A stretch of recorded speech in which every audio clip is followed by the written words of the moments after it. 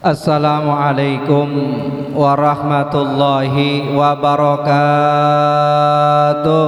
Waalaikumsalam warahmatullahi wabarakatuh. Alhamdulillahi rabbil alamin. Wassalatu wassalamu ala asrafil anbiya'i wal mursalin sayyidina wa habibina wa syafi'ina wa maulana Muhammadin wa ala alihi wa sahbihi ajmain, amma ba'du.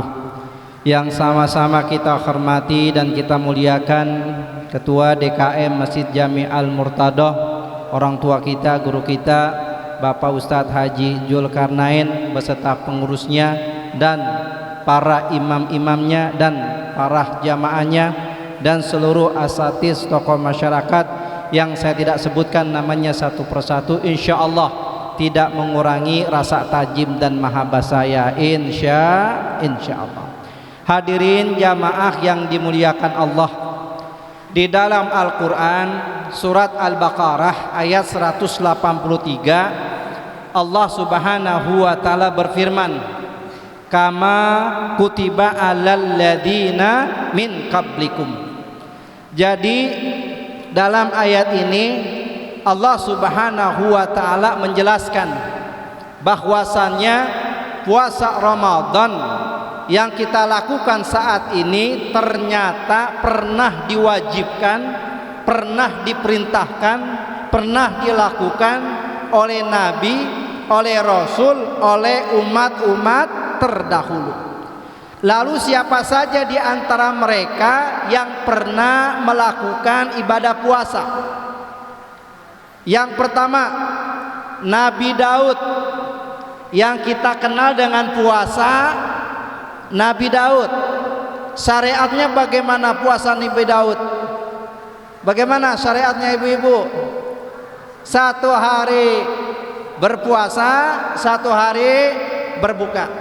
Kalau bisa kita melakukan puasa Nabi Daud, karena Rasulullah Shallallahu Alaihi Wasallam bersabda, puasa yang paling baik adalah puasa Nabi Daud.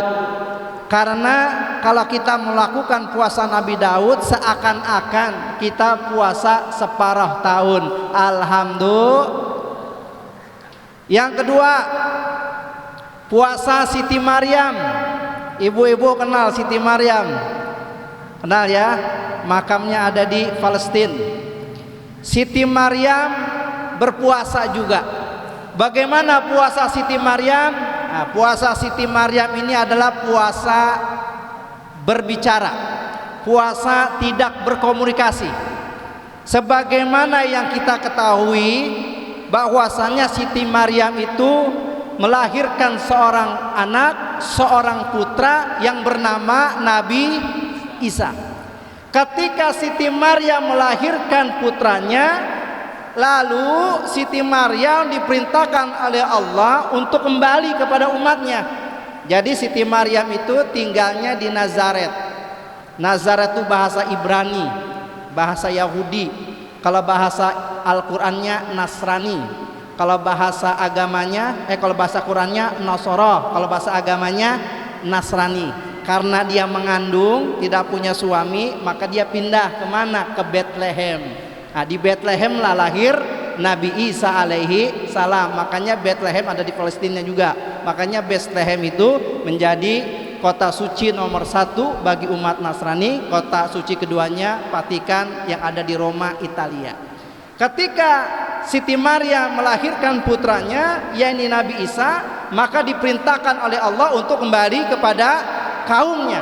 Lalu kaumnya bertanya, siapa ayah dari putramu? Siapa bapak dari putramu? Siapa orang tua dari anakmu? Maka pada saat itu Siti Maryam berpuasa bicara. Sebagaimana firman Allah, ini nazartu lirrahmani sauma falan ukalima yauma insiya. Pada hari ini aku berpuasa bicara. Makanya Siti Maryam tidak menjawab pertanyaan-pertanyaan dari kaumnya, sehingga pada saat itu muncullah mujizat Nabi Isa. Apa mujizat Nabi Isa? ketika masih bayi dalam gendongan ibunya bisa bicara. Ada nggak bayi bicara? Nggak ada yang bisa kecuali Nabi Isa. Sebagaimana firman Allah, ini Abdullah atiyal kitaba wa ja'alani nabiya. Jadi yang kedua puasa siapa, Bu? Puasa Siti Maryam. Bagaimana puasanya? Ya, puasanya apa? Diam. Ini boleh juga dipraktekin bapak-bapak ya. Saya walaupun gini-gini galak juga di rumah, tapi kalau bini saya ngomel, diem saya ya. Biar kenapa? Menghindari konflik ya. Ibu-ibu juga boleh, kalau lakinya lagi ngomel diem aja udah ya. Apalagi ketua masjid ya, jangankan benernya ya, salahnya aja salah. Jangankan salahnya, benernya aja salah. Bagaimana solusinya? Ya diam dah ya. Diam bukan berarti kita ngalah, kira-kira gitu ya. Kemudian yang ketiga, puasa siapa lagi? Puasa Nabi Isa. Bagaimana puasa Nabi Isa? Puasa Nabi Isa dilakukan selama 40 hari dengan syariat tidak makan makanan pokok, atau ada yang mengatakan tidak makan makanan yang bernyawa. Kalau kata Pak Haji Zulkarnain, jangankan 40 hari ini ya, 60 hari juga sanggup ya, karena puasanya ya hanya tidak makan makanan pokok. Yang ngerokok mau boleh ya, minum jus mau boleh, tuh enak. Itu jangankan 40 hari ya, seumur hidup juga sanggup. Saya gini-gini puasa kayak gitu juga tuh ya, cuman beda ya. Kalau saya puasanya tidak makan snack, makanya saya kalau habis makan apa, makanya saya kalau ditawarin makan gak bakal apa. Saya kalau ditawarin minum teh, minum kopi kagak bakal mau ya. Biar apa? Ngurus-ngurusin badan ya. Kalau makan snack juga, makan juga kegemukan badan saya ya. Saya nerapin juga nih ya puasanya Nabi Isa, cuman beda. Kalau Nabi Isa puasanya tidak makan makanan pokok, kalau saya tidak makan ya jajanan lah, kira-kira gitu ya. Kemudian yang keempat, puasa Nabi Adam. Bagaimana puasanya Nabi Adam? Puasanya Nabi Adam dilakukan setiap tanggal 13, 14, 15 setiap bulan. Jadi ketika Allah Subhanahu wa ta'ala menurunkan Nabi Adam dari alam surga ke alam dunia, badannya Nabi Adam hitam, badannya Nabi Adam gosong, terkena matahari. Maka diperintahkan oleh Allah untuk berpuasa tanggal 13, tanggal 14, tanggal 15. Ketika Nabi Adam berpuasa tanggal 13, 14, 15, badannya jadi putih, maka dikenal dengan puasa putih. Bahasa Arabnya puasa apa tuh bahasa Arabnya? Yaumul Bid. Jadi ibu-ibu, bapak-bapak pernah puasa 13, 14, 15? Itu ternyata puasanya siapa? Nabi Adam. Ini yang kelima nih, tolong dicatat, diingat-ingat nih. Ya, inilah yang menjadi sebab puasa di bulan Ramadan. Ini yang kelima nih. Ya, yang kelima adalah puasa Nabi Musa. Ya, sama ibu-ibu main tebak-tebakan kita. Ya, yang kelima puasa apa, Bu? Nabi Musa. Puasanya enak. Ya, cuman sehari dalam setahun. Ya, dilakukan setiap tanggal 10 di bulan Muharram. Nah, puasa apa namanya tuh? Muharram bukan, puasa apa namanya? Asyura. Ya, puasa apa yang kelima? Puasa Nabi Musa. Dilakukan 1 hari dalam setahun. Dilakukan tanggal 10 di bulan Muharram. Puasa apa namanya? Asyura. Ya. Nah, ketika Nabi Muhammad SAW hijrah dari kota Mekah ke kota Madinah, Nabi Muhammad melihat orang-orang Yahudi berpuasa. Puasa apa kalian? Kami sedang berpuasa hari Asyura untuk mensyukuri kemenangan Nabi Musa dari kejaran Fir'aun dan bala tentaranya. Mendengar jawaban tersebut, maka akhirnya Nabi Muhammad SAW berpuasa hari Asyura. Bahkan ada yang mengatakan dulu puasa Asyura itu diwajibkan oleh baginda Nabi besar Muhammad sallallahu alaihi wasallam. Ketika Nabi Muhammad sallallahu alaihi wasallam berpuasa hari Asyura, ini menjadi ejek-ejekan, ini menjadi olok-olakan orang Yahudi.